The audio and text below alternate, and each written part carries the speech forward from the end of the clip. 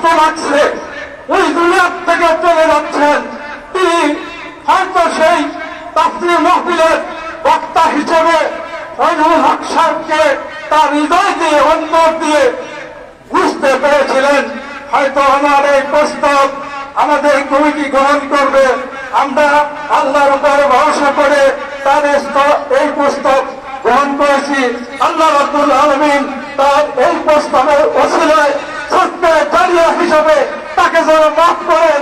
আগামী তাফসীর মাহফিলকে আল্লাহ কবুল করে তাকে জান্নাতের হকদার করেন। আমি এভাবেই কথা শেষ করছি। আসসালামু আলাইকুম ওয়া রাহমাতুল্লাহি ওয়া বারাকাতুহু। সম্মানিত মুসল্লিয়ানে কেরাম, ভিতর থেকে খবর আসছে যে আপনারা আসলে প্রচন্ড গরমে কষ্ট পাচ্ছেন। আমরা কষ্ট দেব না, এখন শুধু সালাম বিনিময় করবেন। এই মহেন্দ্রপুর এলাকা উন্নয়ন বিভিন্ন কাজে এবং এই দারুল আমান ট্রাস্টে